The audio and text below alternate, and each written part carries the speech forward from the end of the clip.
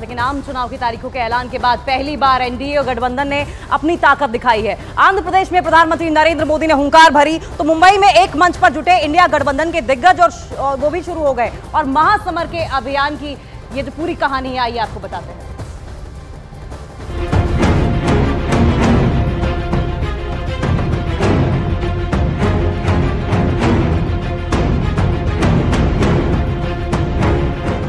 शनिवार को चुनाव की तारीखों का ऐलान हुआ और उसके अगले ही दिन रविवार को 2024 के चुनावी संग्राम की सबसे बड़ी तस्वीर दिखाई दी। एक तरफ अपने पुराने सहयोगी के साथ एनडीए ने अपनी ताकत दिखाई तो दूसरी तरफ नए इंडिया गठबंधन ने शक्ति प्रदर्शन किया।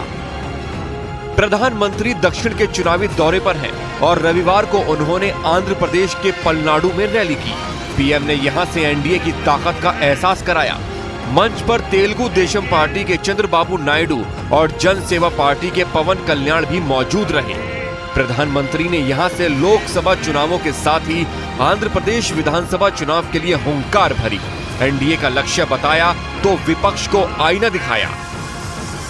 ये संयोग देखिए, इस बार चुनावों के परिणाम 4 जून को आने वाले हैं।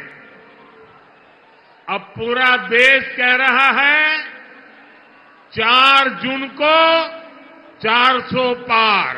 कांग्रेस पार्टी है जिसका एक ही एजेंडा है, गठबंधन के लोगों को यूज एंड थ्रो करना। आज कांग्रेस को भले ही मजबूरी में इंडी अलायंस बनाना पड़ा हो, लेकिन इनकी सोच वही है।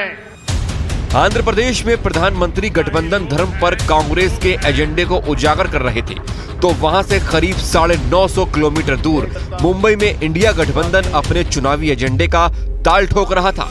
राहुल गांधी की न्याय यात्रा के समापन के साथ ही गठबंधन के चुनावी एजेंडे की शुरुआत हो गई। मंच पर इंडिया गठबंधन के बड़े बड़े दिग्गज जुटे और एक सुर में अपने ईवीएम एजेंडे का ऐलान कर दिया। ये कैसे चलती हैं, हमारे एक्सपर्ट्स को दिखा दीजिए, इलेक्शन कमीशन नहीं दिखाता। फिर हमने कहा देखिए इसमें से कागज निकलता है, वोट मशीन में नहीं है, वोट कागज में है। ठीक है, आप मशीन चलाइए मगर कागज की भी गिनती कर दीजिए। इलेक्शन कमीशन कहता है नहीं, कागज की गिनती नहीं होगी। वोट का आपको बचाना है, ये मशीन जो है ये चोर है।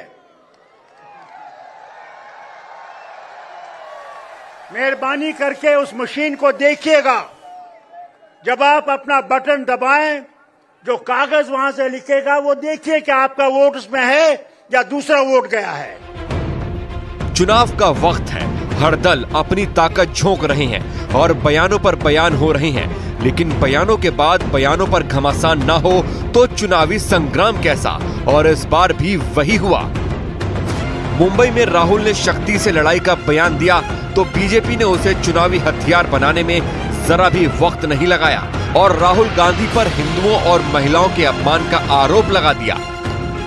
हिंदू धर्म में शक्ति शब्द होता है।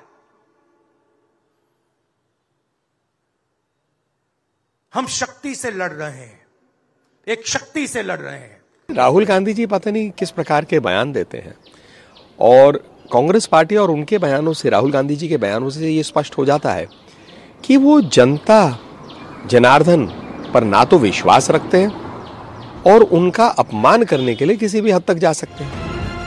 खैर, अभी तो लड़ाई शुरू हुई है, अभी तो पूरी जंग बाकी है, अभी तो चुनावी चरणों का चरणबद्ध तरीके से आना बाकी है।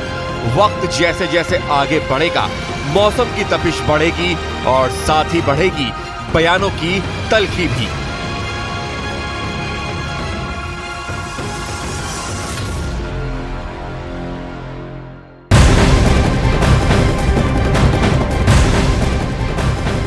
और आज बिहार की राजनीति बेहद तेज है। चुनाव की घोषणा हो चुकी है, लेकिन बिहार में इंडिया गठबंधन या फिर एनडीए दोनों ही पार्टियों में सीटों का फॉर्मूला अब तक तय नहीं हो पाया है। और इसी सिलसिले में आईएनडीआईए गठबंधन और एनडीए की दिल्ली में बैठक है। आज की बैठक में आरजेडी से सांसद मनोज झा और आलोक मेहता के साथ एक और नेता शामिल हो सकते हैं। सूत्रों के मुताबिक बेगूसराय और कटिहार सीट पर दोनों पार्टियों के बीच पेच फंसा हुआ है। कांग्रेस बेगूसराय से कन्हैया कुमार और कटिहार से तारिक अनवर को उम्मीदवार बनाना चाहती है, तो वहीं इस पर लगातार घमासान मचा हुआ है। जहां एक तरफ आरजेडी कांग्रेस को 7 सीटों में ही निपटा देना चाहती है, वहीं कांग्रेस की ओर से लगातार 15 सीटों की मांग की जाती रही है। आरजेडी अपने भरोसेमंद और अपने कॉन्फिडेंट उम्मीदवारों को मैदान में उतारना चाहती है। 30 सीटों पर आरजेडी खुद उतरना चाहती है, जबकि 7 सीटें कांग्रेस को देना चाहती है। तो बिहार में मौजूदा सियासी सिचुएशन महागठबंधन में क्या बन रही है, वो भी आपको जल्दी से दिखाते हैं। कांग्रेस ने 15 सीटों पर अपनी दावेदारी पेश की है, जबकि आरजेडी की ओर से लालू कांग्रेस को 9 से ज्यादा सीट देने के मूड में दिखाई नहीं दे रही है। लालू ये चाहते हैं कि आरजेडी बिहार की 29 सीटों पर चुनाव लड़े, और इसके लिए लालू लेफ्ट को सिर्फ 3 सीटें ही देना चाहते हैं। और इसके अलावा बैकअप प्लान के तौर पर लालू 1 से 2 सीट अलग से रखना चाहते हैं, ताकि अगर वीआईपी जैसी छोटी पार्टियां साथ आना चाहें तो उन्हें इनमें से सीट दी जा सके। लेकिन ये तभी मुमकिन होगा जब कांग्रेस 9 सीटों पर मान जाती है।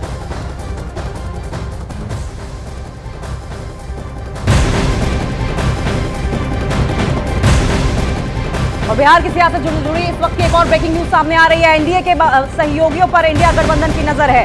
अगर एनडीए से मुकेश सहनी और पशुपति पारस की बात बिगड़ती है तो महागठबंधन इन नेताओं को अपने पाले में लाने की कोशिश कर सकता है, क्योंकि जिस तरीके से सीट शेयरिंग का फॉर्मूला अभी तक सामने आया है उसमें पशुपति पारस को बीजेपी की ओर से सीट नहीं दी गई है, और ऐसे में चिराग पासवान को ज्यादा महत्व दी गई है। हालांकि 5 सीटों पर चिराग पासवान के साथ बात बनती हुई दिखाई दे रही है, और ऐसे में पशुपति पारस की नाराजगी साफ साफ देखने को मिल रही है। और पशुपति पारस ने यह भी कह दिया था कि हमें जो उचित लगेगा हम वो करेंगे, और ऐसे में इस बात का अंदेशा जताया जा रहा है कि पशुपति पारस की नाराजगी क्या उन्हें दल बदलने पर मजबूर करेगी, क्या वो एनडीए का साथ छोड़ेंगे। और वहीं बिहार में सीट बंटवारे को लेकर दिल्ली में एनडीए की बैठक होने वाली है। सीट फॉर्मूले को लेकर नीतीश कुमार आज शाम दिल्ली पहुंच रहे हैं, जहां उनकी मुलाकात बीजेपी के शीर्ष नेताओं से होगी। माना यह जा रहा है कि अगले 24 घंटे के अंदर अंदर बिहार में एनडीए में सीट शेयरिंग फॉर्मूले पर मुहर लग सकती है। आपको बताएं, पिछली बार की अगर बात करें तो 17 सीटें जेडीयू और बीजेपी ने अपने पास रखी थी, जबकि 6 सीट एलजेपी को दी गई थी। माना यह जा रहा है कि अब की बार जितने सिटिंग एमएलए दोनों ही पार्टियों के हैं वो बीजेपी और जेडीयू की दिए जाएंगे। लेकिन सूत्रों के हवाले से जानकारी मिल रही है कि 5 सीटें ऐसी हैं जो कि एलजेपी को दी जा सकती हैं, जबकि मांग एलजेपी की ओर से 6 सीटों की गई थी, यानी कि 1 सीट काटी गई है। वो कौन सी सीट होगी? पशुपति पारस का क्या होगा? क्या पशुपति पारस का पत्ता साफ हो जाएगा? ये बड़ा सवाल है। लेकिन बिहार में सीट बंटवारे को लेकर दिल्ली में एनडीए की बैठक होने वाली है। सीट फॉर्मूले को लेकर नीतीश कुमार आज शाम दिल्ली पहुंच रहे हैं। सीट शेयरिंग का फॉर्मूला क्या कुछ होगा वो देखिए, आपको हम लगातार पहले भी बता रहे थे